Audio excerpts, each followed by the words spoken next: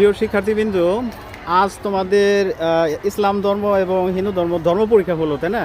আজকের পরীক্ষা কেমন হলো তোমাদের? আজকের পরীক্ষা আলহামদুলিল্লাহ খুবই ভালো হয়েছে।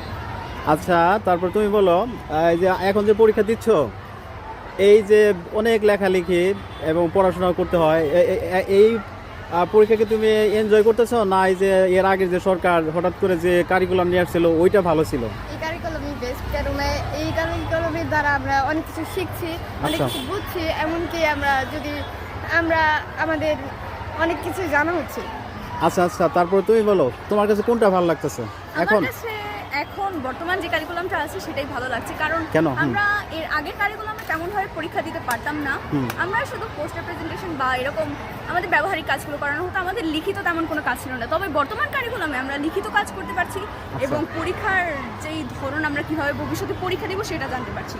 আচ্ছা আচ্ছা, তারপরে হ্যাঁ তুমি বলো তোমার কাছে কোনটি বেস্ট মনে হয়? আমার কাছে এখনকার শিক্ষা কারিকুলাম ভালো লাগছে, কারণ আগেকার যে শিক্ষা কারিকুলামটা ছিল সেটার মূল লক্ষ্য ছিল বাস্তবতা।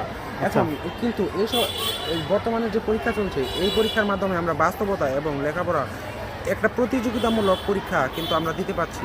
এর মাধ্যমে আমাদের ভিতরের যে মনোভাবটা সেটা কিন্তু প্রকাশিত হচ্ছে। তাই আমার কাছে এই শিক্ষা কারিকুলামটাই ভালো লাগছে। আচ্ছা, তার মানে তোমাদের সবার মতে বর্তমান যে কারিকুলামে সরকার নিয়েছে তারা সঠিক সিদ্ধান্ত নিয়েছে এবং এই কারিকুলামই সবচেয়ে বেস্ট মনে হচ্ছে, তাই না? আচ্ছা, ধন্যবাদ সবাইকে।